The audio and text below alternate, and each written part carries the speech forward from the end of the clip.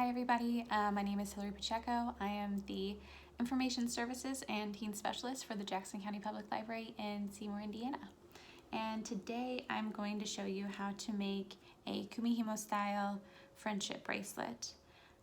Since it is October, we decided to have your cords be orange and black, but for the tutorial today, mine are rainbow-esque, mainly because it's easier for you to see and follow along with.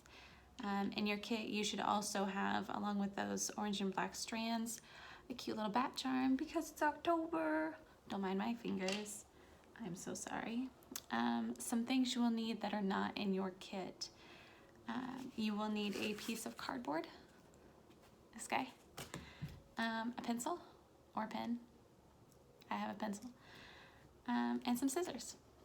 So whenever you're ready, let's go. So what you're going to want to do is take your piece of cardboard and your pencil and grab something that is round. It can be a glass, a mug. I have a candle, and that's just lovely. Okay, and then you're just going to trace around to make a circle, and you want it to be at least 4 inches in diameter, so 4 inches across. And then once you have that, you're just going to draw out a cross or a little plus sign, and then you're going to divide that boy on both sides.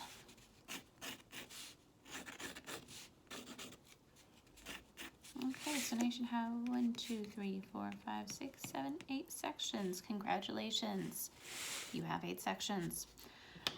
And then when you cut that out, it should look something like this.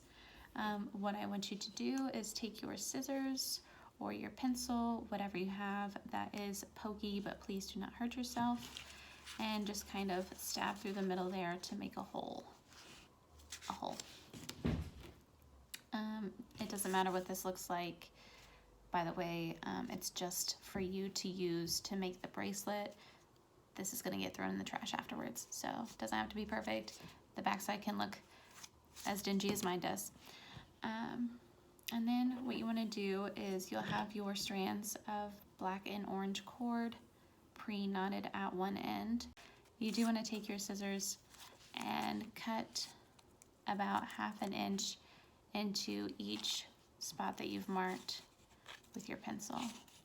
There's a little slit on each end. Just don't go too far in. Yeah, about 1/2 inch. You're gonna take the end that's knotted and you're gonna shove it through the hole in the middle of the circle that you just made, and you should be able to pull it. You don't want to pull too tight, but just so it has a little give to it. And I like to hold mine on the back as I'm doing this.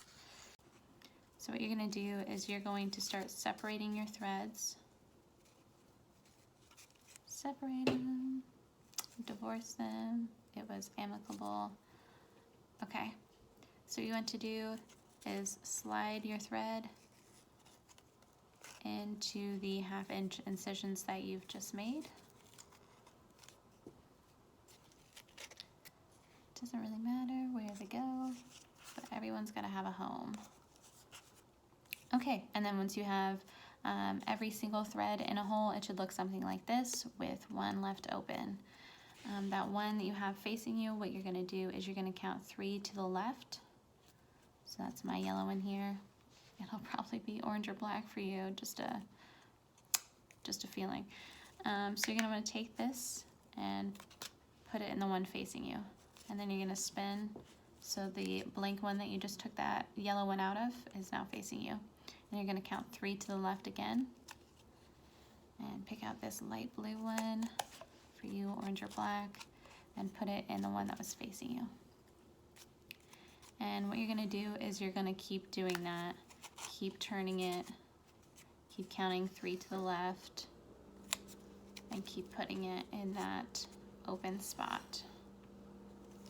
And then on the back of your cardboard piece, once you get enough going, you will start to see what looks like a braid. And I will show you mine here in a minute once I have a little more gone.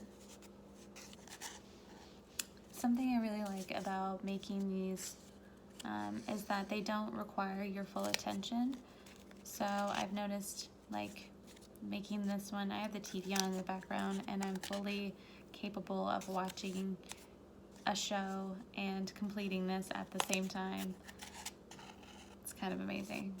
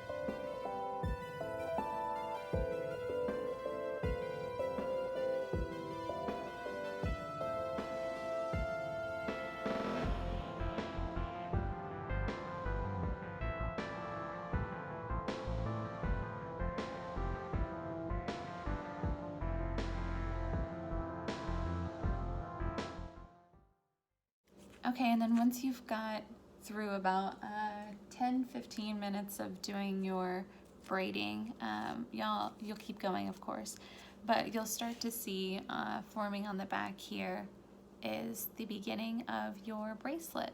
So you should see a little braid that looks something like that. So yeah, what you want to do is just keep going and you're almost there.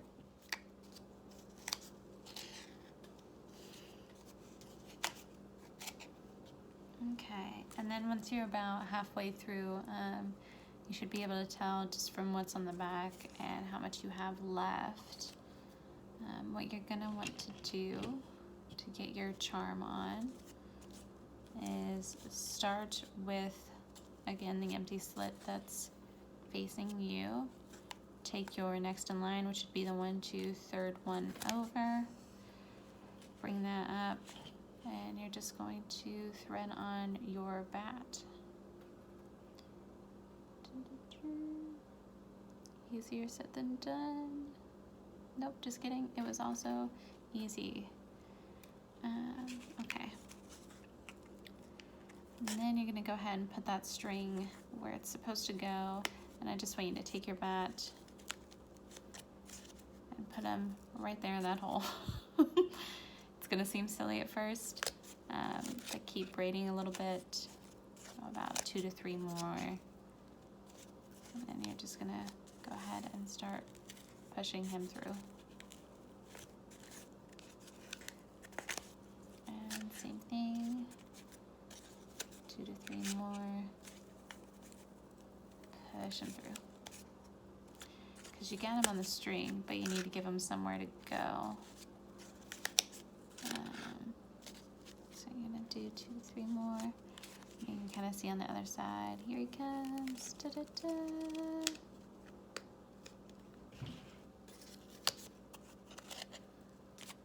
And pulling your bat through little by little. He might have a little string on his wing, but you can just pull it right off.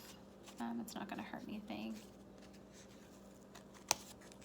Okay. And then once you are able to pull him through, you'll see he's dangling on there, doing fine, doing what bats do. And then you just keep going, back where you left off.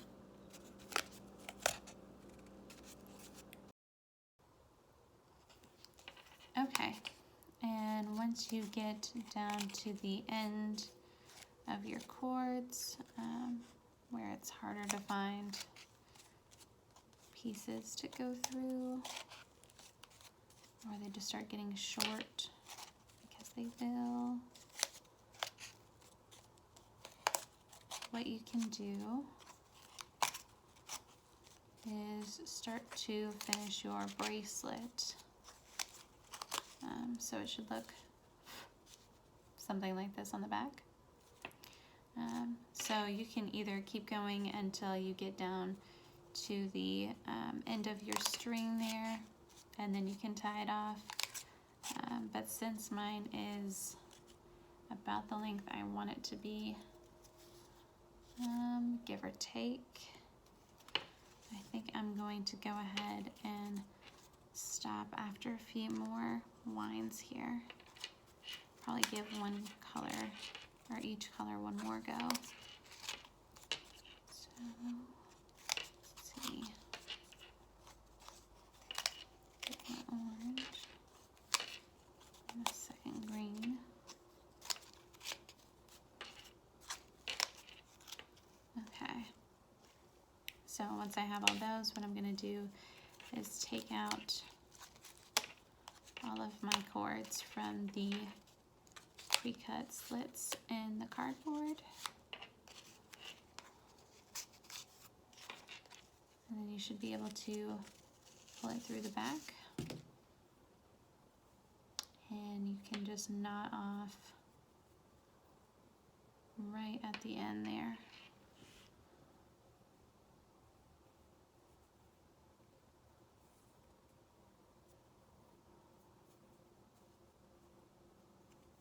Just so it doesn't fray. I like to double knot.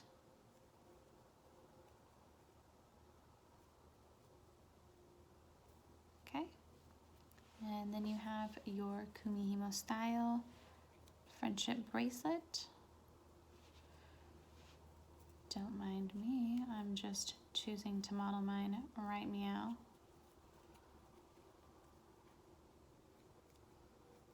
You can also use these as an anklet, a keychain, lanyard,